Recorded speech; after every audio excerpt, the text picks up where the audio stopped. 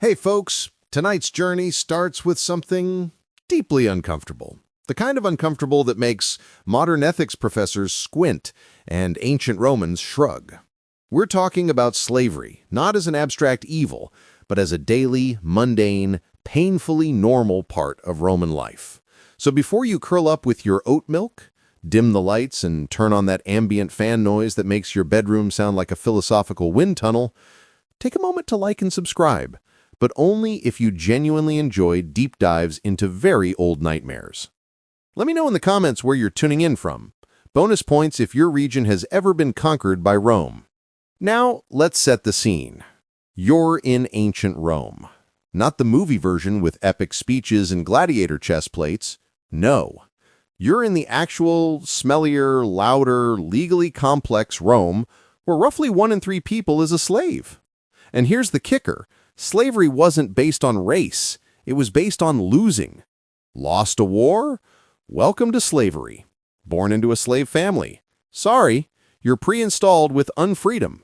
Default settings: no rights, no wages, possibly fluent in Latin. But here's the twist. Slavery in Rome wasn't just chains and whips. It was also contracts, house keys, and shopping lists. It was everything. Roman slaves weren't just field laborers. They were doctors, accountants, poets, and yes, gladiators. So tonight we're going to peel back the marble and look at what slaves actually did. Every weird, exhausting, and occasionally horrifying task that powered the greatest empire in the ancient world. First, let's address the weirdness. Slavery in Rome was legal. Not just don't ask, don't tell legal. This was let's write a 12-volume legal code about it legal. Roman law treated enslaved people as res, or things. Technically, a slave had the same legal status as a cart, or a chicken, or a particularly reliable urn. But despite this, slaves could be incredibly valuable. A skilled Greek tutor might cost more than a country villa. A good cook? Worth their weight in garum, Rome's favorite fish-based condiment that tastes like fermented regret. So even though they were property, slaves were also investments. Highly trained, sometimes literate, and often indispensable investments. Which leads to our next segment, household slaves, the overachievers of forced labor. Let's start with the most common type, familia urbana, the household slaves. If you were rich, and in Rome, rich meant you owned more fountains than friends, your house was basically a stage production starring enslaved people. There were door slaves who opened the door, ostiare, greeting guests while judging their sandals. There were lectors, professional readers who read out loud while your noble brain digested olives. There were tonsors, your personal barbers, because shaving your own face was considered barbaric and probably illegal after wine. Cooking? Handled by slaves. Cleaning? Also slaves. Educating your child so they wouldn't grow up to embarrass the family in front of Cicero? Again, slaves. In fact, if you were an elite Roman, you probably never tied your own sandals or poured your own wine. If you did, someone would ask you if your household was ill or if you'd fallen on hard times. Possibly both. The household wasn't a home. It was a factory for status, and slaves were the production line. Public slaves. Government workers without the benefits. Now, let's talk servi publici, public slaves. These were state-owned workers, basically bureaucrats with shackles. If your job today involves paperwork, these were your ancient ancestors, except with fewer rights and more chains. They managed temples, cleaned public latrines, yes, the famous Roman toilets still had to be cleaned, and ran errands for senators who were too important to carry their own togas. Some of them were scribes, architects, and even city planners. Others were put in charge of the fire brigade, which tells you something terrifying about Roman emergency preparedness. And here's a weird twist. Public slaves could sometimes rise to influential positions. One named Tiro worked for Cicero and became so valuable that he essentially became Cicero's editor, ghostwriter, and historical footnote all in one. Think executive assistant, but with legal ownership clauses. Agricultural slaves. Life on the worst farm ever. Then we get to familia rustica, rural slaves. These were the backbone of Roman agriculture, which sounds romantic, until you realize it mostly involved backbreaking labor on huge estates owned by absentee landlords who only visited when they needed to remind everyone they were rich. Life on a latifundium, that's Latin for rich person's megafarm, was brutal. You worked from sunrise to death. You were chained at night to prevent escape. You were whipped for poor performance. And no, you didn't get hazard pay for snake bites or gladiator uprisings. Some slaves were assigned to vineyards, others to olive groves. Some were shepherds who walked miles each day tending sheep. They weren't allowed to name. The lucky ones became vilici, slave overseers. The unlucky ones became compost. Rome loved its grain supply. It just didn't love the people who made it possible. Gladiators, the reality show contestants of ancient Rome. Let's clear something up. Not all gladiators were slaves, but many were. And contrary to modern movies, being a gladiator was less about honor and more about marketing. You were property, trained to entertain the masses by risking your spleen in front of 50,000 people with a taste for violence and warm wine. Gladiators were usually trained in special schools called ludi, which were less academies and more padded cells with sword lessons. If you were a slave gladiator, you belonged to a lanista, a gladiator trainer who was part gym teacher, part prison warden, and part booking agent. Yes, you could become famous. Yes, you could win your freedom. But for every Spartacus, there were 100 other fighters whose names never made it past the sand. Also, fun fact, Romans had different types of gladiators depending on what weapons they used.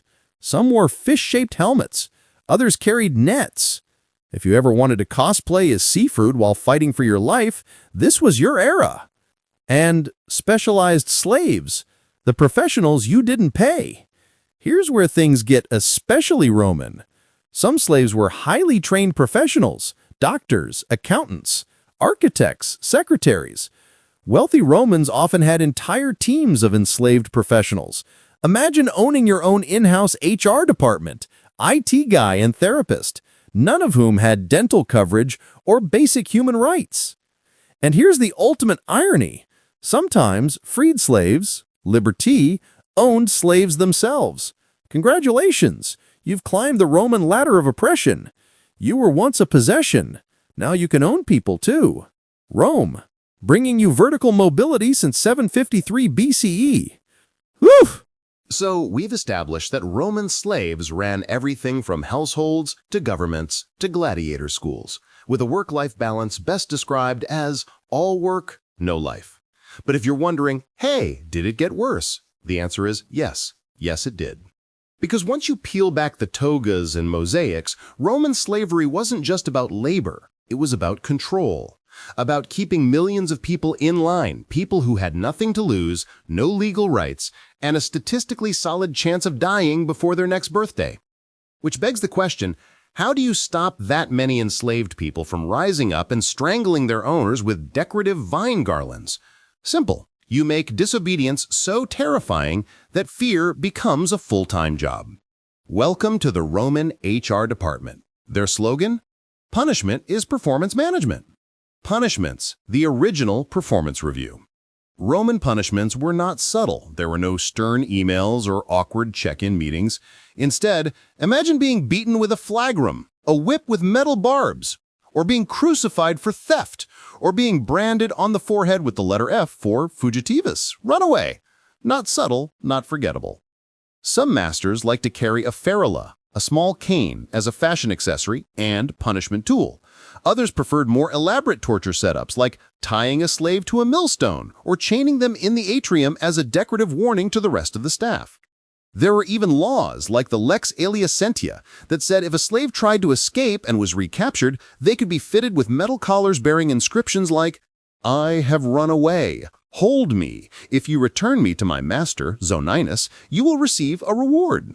It's the ancient equivalent of putting an air tag on your unpaid intern.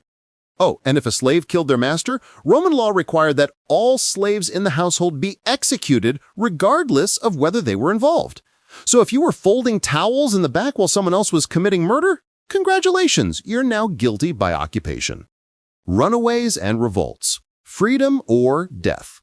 Maybe both. But despite the brutal deterrence, slaves still ran, constantly.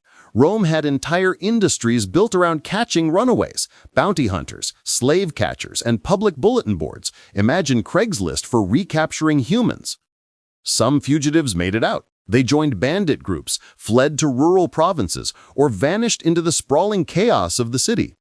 Others didn't get far, betrayed, caught, or simply out of breath after running in sandals with no art support. The most famous rebellion? Spartacus, of course, the ex-gladiator who led a full-blown slave army of 70,000 people between 73 and 71 BCE. They won battles, terrified Rome, and marched around the countryside like a heavily armed TED Talk on the consequences of oppression. Eventually, they were defeated. Crassus, the Roman general, and part-time walking vault of gold, crucified 6,000 surviving rebels along the Appian Way. That's 120 miles of rotting reminders that Rome did not take rebellion lightly. Road trip, anyone? But these uprisings weren't rare. Rome lived in fear of slave revolts because deep down, even the richest patrician knew that if your workforce vastly outnumbers you and has nothing to lose, maybe, just maybe, you're not as in control as you think. Weird slave jobs, because someone had to do it. Not all slave work was noble or even logical. Some jobs were just bizarre, because when you own people, you can invent tasks no sane person would apply for voluntarily. There were nomenclatores, human name reminders, whose job was to whisper people's names into your ear at parties so you didn't forget them. It's like walking around with a talking LinkedIn. Some rich Romans had morning greeters, slaves who were required to compliment their master's appearance every single day. Imagine waking up and someone's legally obligated to say, "Wow, incredible eyebrows, Dominus." Then there were the bath attendants, whose job was to scrub the master's back, adjust the temperature of the bath, and sometimes test the water with their own bodies. Think of them as human thermometers with a bad union. And let's not forget the readers. Some elite Romans didn't just own books, they owned people to read the books to them. At dinner, in bed, while they fell asleep. One aristocrat even punished his reader for mispronouncing words by having him beaten mid-sentence. Literature, now with added trauma. Sexual slavery, the unspeakable, spoken. We can't skip this part. As grim as it is, sexual exploitation was rampant. There was no consent, no age limits, no protection. Slaves, especially women and children, were often forced into sexual service. Some were bought specifically for this purpose. They were cataloged in slave markets by body type, age, and personality traits, which was code for how obedient they were under assault. Rome didn't just tolerate this, it monetized it. Brothels were staffed with enslaved people. Wealthy Romans kept concubines who were legally categorized as property. Even within households, sexual access was expected, male or female. There were no consequences. If a slave resisted, it was treated as defiance. If they became pregnant, the child was also born a slave, more assets for the estate. It wasn't a scandal, it was inventory. And this wasn't hidden. Roman poetry, plays, and jokes are riddled with casual references to slave abuse. They laughed about it, wrote odes about it, had legal codes about it. The idea that slaves were human beings with sexual autonomy didn't exist in the Roman moral vocabulary. If you're wondering whether any of this was controversial at the time, the answer is, not really. It was normal. And that's the horror. Freedmen and freedom, the perks of surviving. Now, not all slaves stayed enslaved forever. Some were manumitted, granted freedom by their masters. And here's where it gets paradoxical. Freedom in Rome wasn't always about liberation. Sometimes it was just a rebrand. A freedman libertus wasn't a citizen in the full sense. They owed obligations to their former master, now called a patronus. That meant political loyalty, personal favors, and sometimes continued labor. You were free, but not free. Still, it was better than nothing. Freedmen could marry, own property, and in some cases become wealthy. One of the richest men in Pompeii? A freedman who owned a chain of bakeries. Another built a tomb so large that people mistook him for a senator.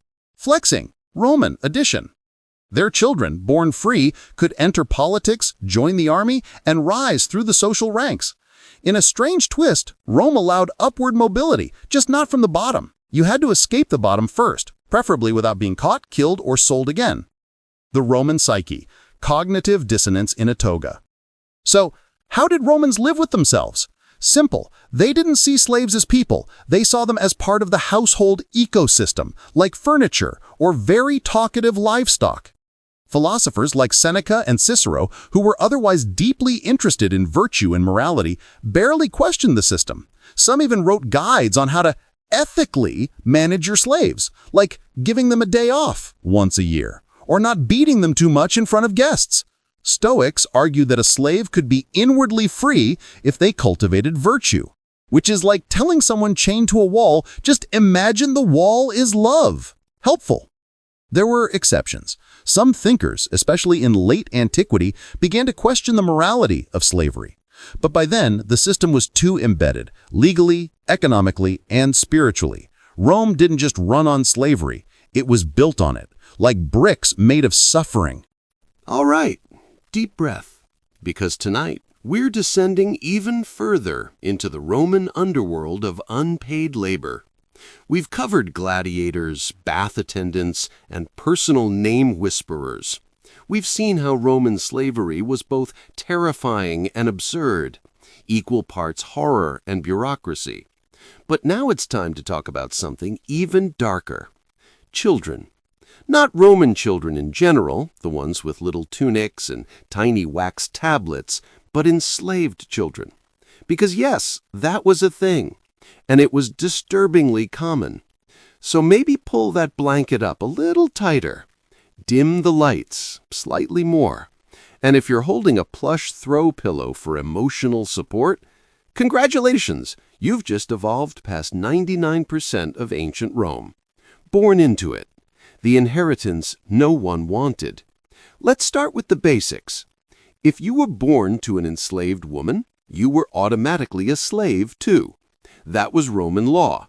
Didn't matter who the father was, he could have been a slave, a citizen, or a senator on a lunch break. The child belonged to the mother's master. This created an entire subclass of what we'd now call house-born slaves, or vernae. And the Romans loved vernae.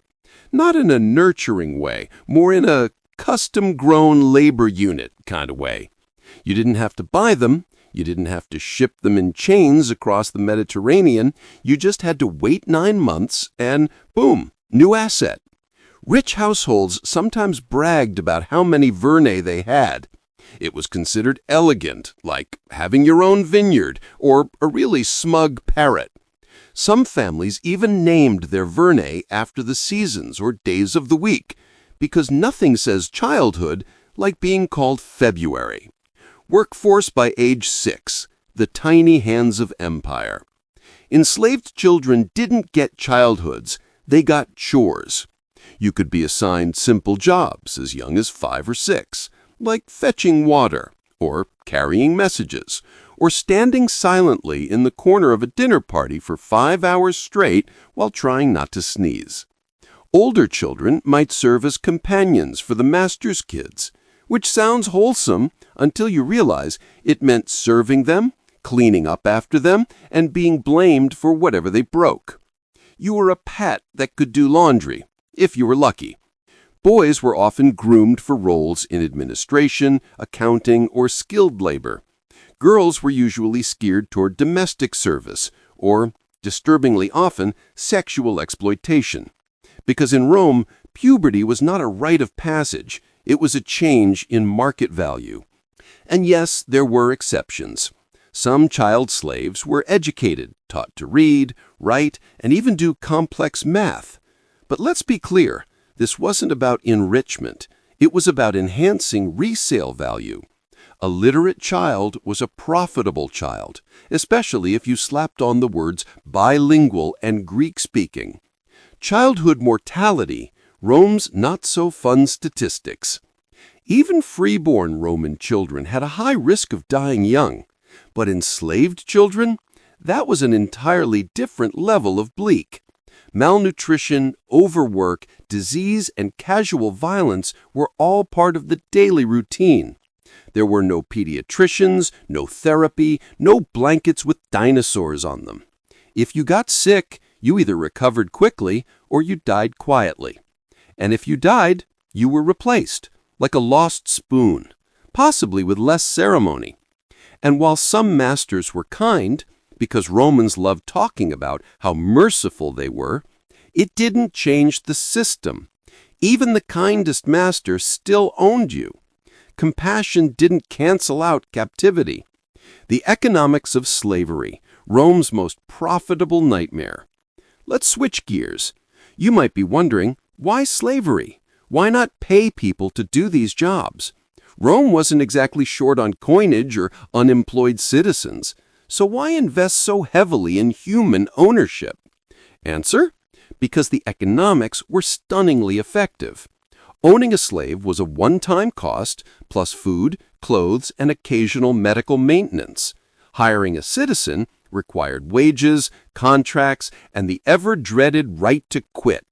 Slaves couldn't quit. They didn't form unions. They didn't go on strike unless they wanted to be crucified by lunchtime. Large estates called latifundia ran almost entirely on slave labor. The profits were astronomical. Grain, wine, and olive oil flowed from the countryside into Roman markets, made cheap because no one making it was getting paid. In the cities, wealthy households employed dozens of slaves. The most luxurious villas had slave hierarchies that rivaled corporate org charts. You had the dispensator, the estate manager, the atriensis, the household supervisor, the ordinarius, a floor manager. Yes, they had managers for the slaves who managed other slaves. It was bureaucracy meets bondage, and Rome loved it. The pyramid scheme of enslavement. Imagine slavery in Rome not as one thing, but as a social pyramid. At the bottom, agricultural slaves chained in fields. In the middle, household workers, cooks and bath attendants.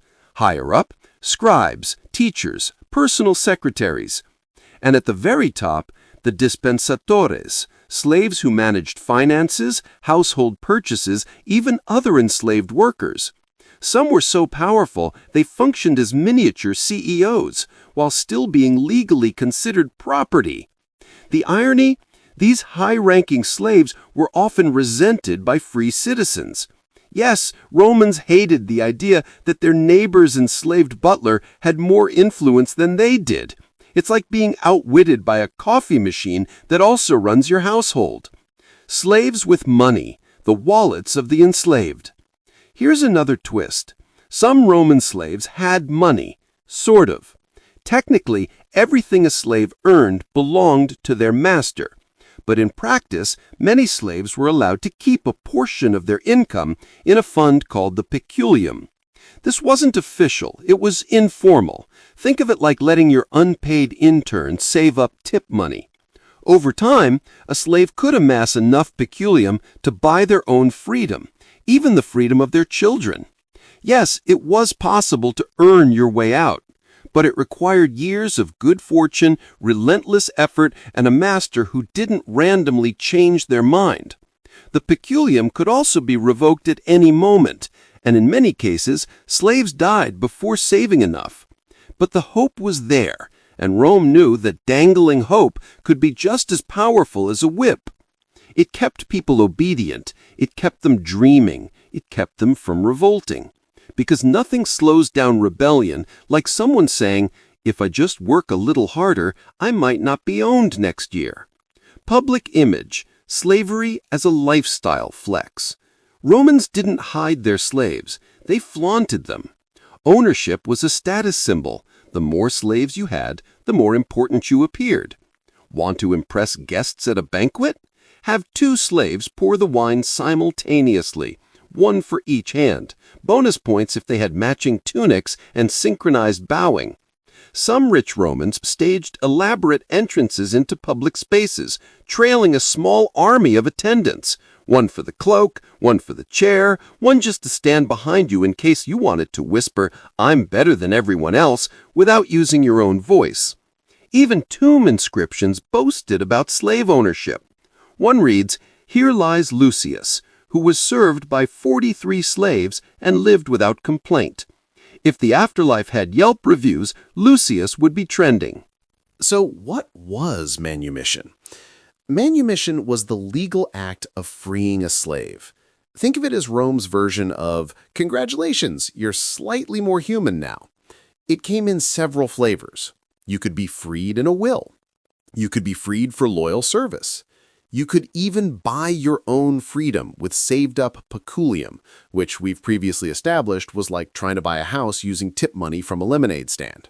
Some masters freed slaves as a grand gesture of generosity. Others did it as a power move, so they could boast about how benevolent they were, like a Roman version of a billionaire giving their butler a Rolex and then blogging about it. There were even ceremonial ways to do it. You could be manumitted in front of a magistrate. You could be tapped on the shoulder with a ceremonial rod called the vindicta. Yes, even their legal items sound like minor Marvel villains. And voila, your slavehood was legally over. Except, well, not really. The Freedman Clause, independence with footnotes. Once freed, you became a libertus if you were male, or a liberta if you were female. Congratulations, you were now officially formerly owned. Rome even had a bureaucratic box for that.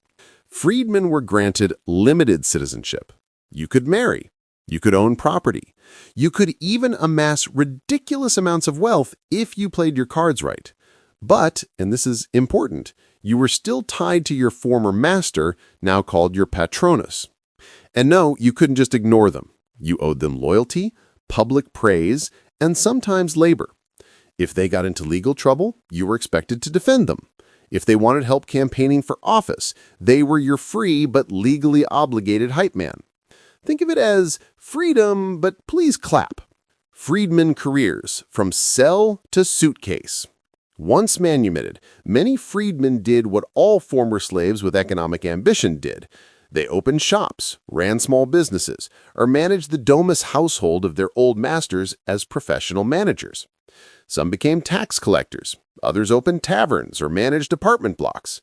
In Pompeii alone, the graffiti shows that many bakers, butchers, and traders were liberti. One even owned a bar called the House of the Gladiators' Friend, which sounds like a great place to get stabbed in a meat pie. The wealthier freedmen often funded public works to gain clout. Fountains, statues, shrines, little marble PR campaigns to say, I may have been property, but now I am the property. But not everyone liked this. Elite Romans, gatekeeping since 509 BCE. Patricians, the old Roman upper crust, hated successful freedmen. They saw them as tacky social climbers who threw loud banquets, wore too many rings, and insisted on being respected. Ooh, how dare they? Writers like Horace and Juvenal mocked them relentlessly. They were painted as parvenus, people who got rich too fast and forgot their place. You'll see the phrase freedman arrogance tossed around Roman literature like it's a diagnosis. But here's the thing. Liberti weren't allowed to hold public office. They couldn't serve in the Senate or become high-ranking magistrates. And their children? They could, which terrified the elites even more, because suddenly the son of a former slave could become your political rival, or worse, your son-in-law. From slave to celebrity and back again. Some freedmen became so influential, they practically ran the empire behind the scenes. Take Tiberius Claudius Narcissus, a freedman who served under Emperor Claudius. He handled official correspondence, managed the emperor's schedule, and was basically the first-century Roman version of a chief of staff, if the chief of staff once scrubbed your bathwater. Another, Pallas, became so wealthy under Claudius that later writers accused him of embezzling half the empire. Though, to be fair, that's what everyone said about everyone in Roman politics. But their power didn't last. When new emperors came into power, these former slaves were often purged. Turns out, being the brains behind the throne only works until the guy in the throne feels threatened.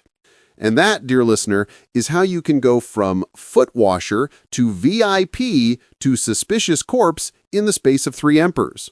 Freed women. Free, but don't get ideas. Let's pause and talk about freed women who, shockingly, had an even harder time than their male counterparts.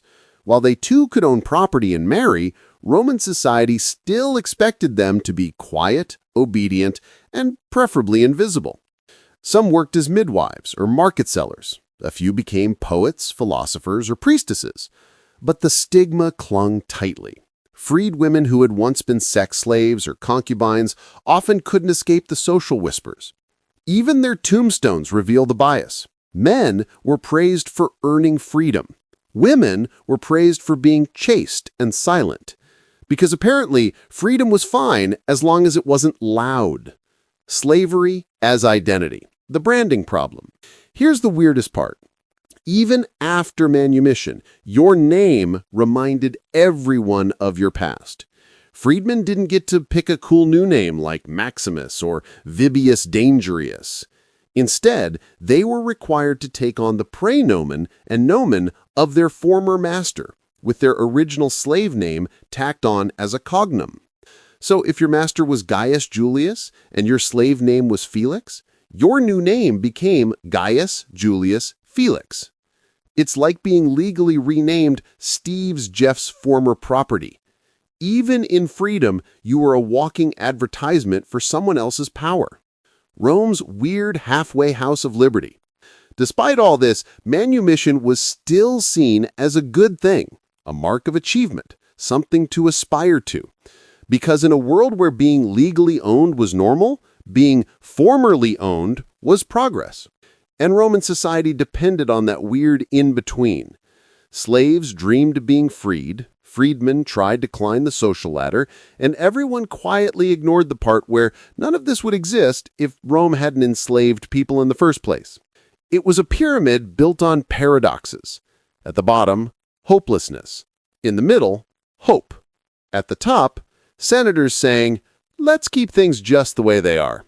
So far, we've marched through fields, mansions, gladiator arenas, and tax offices, all staffed by people who didn't apply for the job because Rome simply decided, you're it. We've watched people go from shackled labor to semi-freedom, where their last name still screamed formerly owned like a permanent scar carved into a business card. But what happened after that? How did Rome remember slaves? How did it portray them in stories, art, religion? What legacy did it leave for the people who, let's face it, built the empire's literal roads? Well, as usual with Rome, it's complicated and a little deranged. So if you've made it this far, dim the lights once again, maybe pour some wine, not from an amphora carried by a 10-year-old boy named Festus, and let's explore how slaves were immortalized in a culture that didn't think they had souls unless it was funny. Slaves in Roman comedy, ancient sitcoms with chains. Let's begin with the stage. Roman comedies, especially those written by Plautus and Terence, were wildly popular. Think of them as the sitcoms of the ancient world, except with more togas and slightly fewer laugh tracks. And in these plays, slaves were everywhere. They were clever, sarcastic, overworked, and always scheming. In fact, one of the most common stock characters was the servus calidus, the clever slave who outwitted his master, usually to help some lovesick idiot stake into a party. Sounds progressive, right? Empowering. A little proto-Marxist, maybe. Yeah, no. Because at the end of the play, the slave always went back to being a slave. The joke was that they could be so smart, so essential, and yet still legally a spoon. It was punchline material. "Ha-ha, look how clever he is, now chain him back to the oven." The audience, by the way, was mostly free citizens. Slaves sometimes attended too, either accompanying their masters or shoved into the back rows. But no one mistook stage wit for real freedom. This was safe rebellion, the kind that wrapped up nicely before dinner. Tombstones, because even in death there were rules. Now let's look at something weirdly tender, epitaphs. Roman tombstones often included inscriptions from or about slaves, and some of these will absolutely mess with your emotions, like To the spirits of the dead, Euphrosyne, freedwoman, who lived with her patron for 20 years in harmony, may the earth rest lightly on you. Or, to my most faithful slave, Felix, who was like a son to me. Wait, like a son? Yes, this happened a lot. Some Roman masters genuinely grew attached to their slaves. They raised them, educated them, even loved them in a deeply dysfunctional "I own you" sort of way. Tombstones often captured this complex grief. But don't let the poetic language fool you. These inscriptions were still within a legal, social framework that never questioned the ownership itself. Rome could mourn its slaves, but it never saw them as equals. Even in death, you were still someone else's dead. Religious afterlives. Good luck finding yours. The question of whether slaves had souls was not exactly a theological priority in Rome.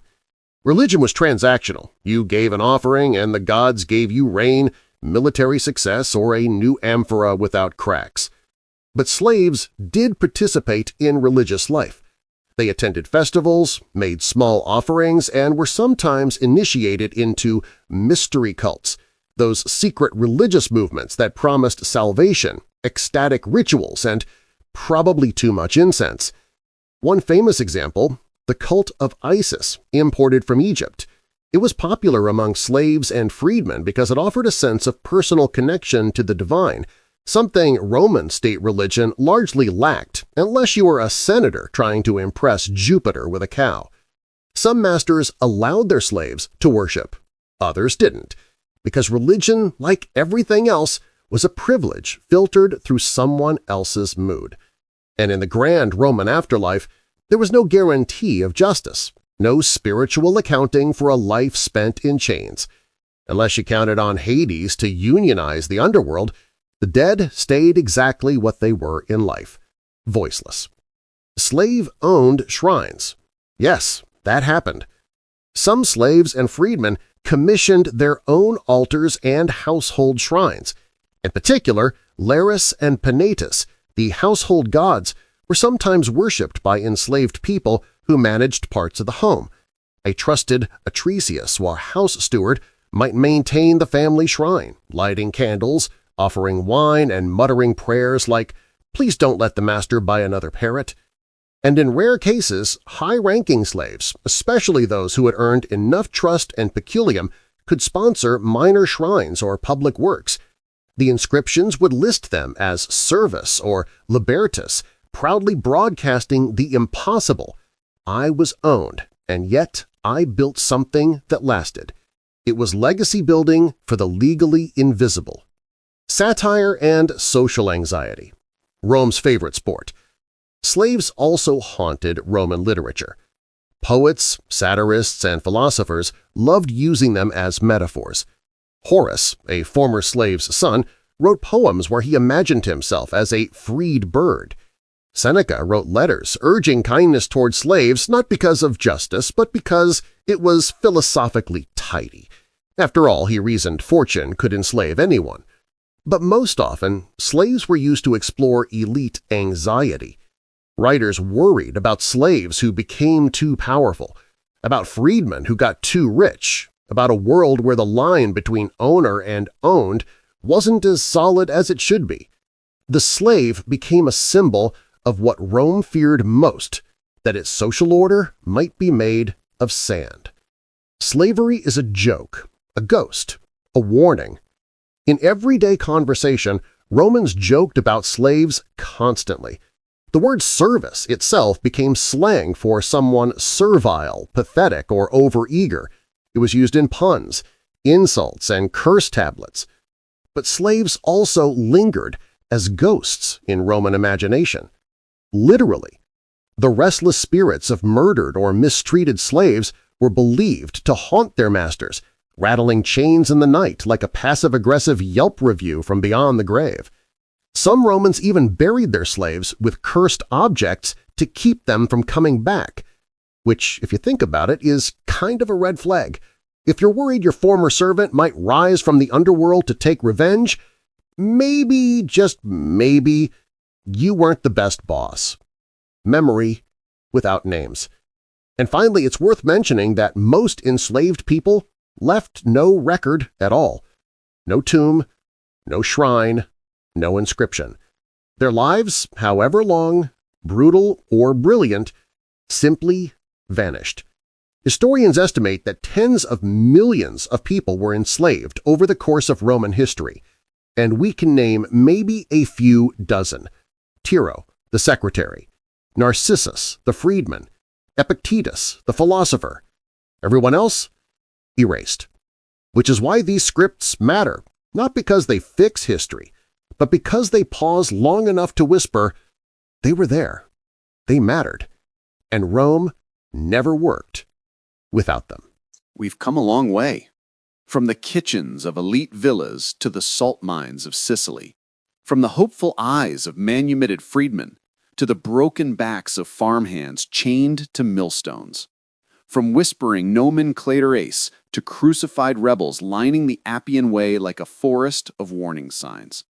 And now, we arrive at the only place Rome never wanted us to go: reflection.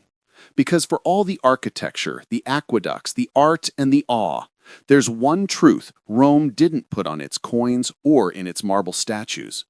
The entire empire ran on slavery, quietly, brutally, every day. And that means asking a difficult question. What did slavery mean to Rome? And what does remembering it mean to us? The machine, not the flaw. Here's the first thing to understand.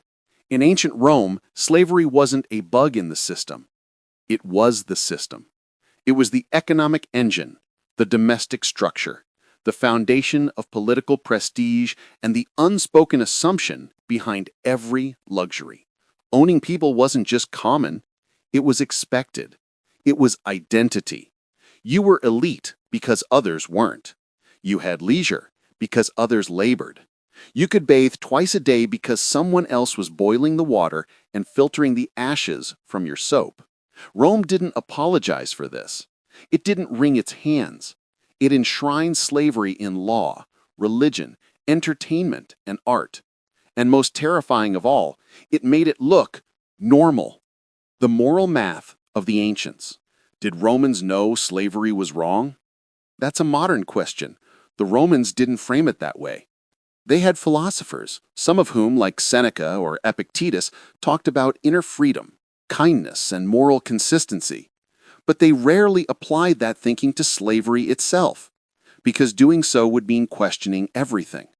It would mean admitting that the streets you walked on, the clothes you wore, the food you ate, all of it came from coerced labor.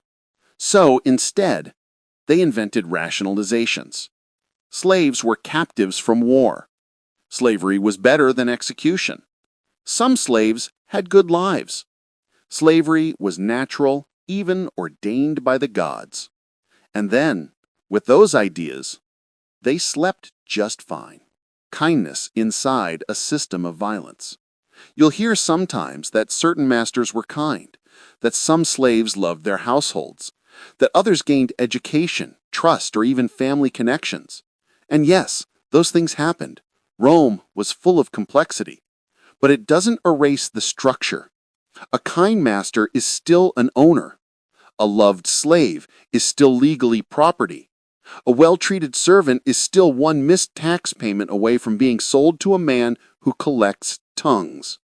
Kindness doesn't cancel ownership. It makes it palatable. And that's far more dangerous. What slavery taught Rome?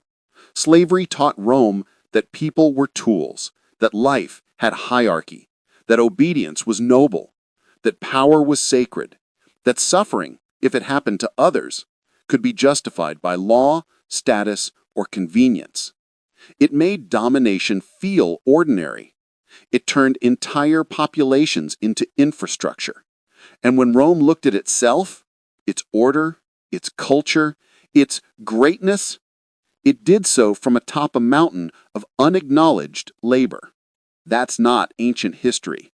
That's a pattern. Echoes in the present. Now here's where it gets uncomfortable, because the ancient world is supposed to be over. Distant. Them, not us. But Roman slavery isn't buried in marble. Its shadows are still walking. Whenever a human being is treated as a tool, whenever wealth is built on invisible suffering, whenever a society tells itself that comfort is earned, even when it's inherited from trauma, Rome lives again. We may not have peculium, lares, or neck collars with inscriptions, but we have sweatshops, exploited labor, coerced servitude, and systems that reward convenience over conscience. The names have changed. The math has not. The invisible becomes visible. So why does all this matter? Because remembering enslaved Romans means confronting what we usually skip. It means looking behind the statues, the scrolls, and the Senate speeches to see the people scrubbing the floors of history. It means whispering their names even when we don't know them. And it means recognizing that greatness built on dehumanization is not greatness. It's theater. It's illusion. It's scaffolding made of bones. Rome was not great because of slavery.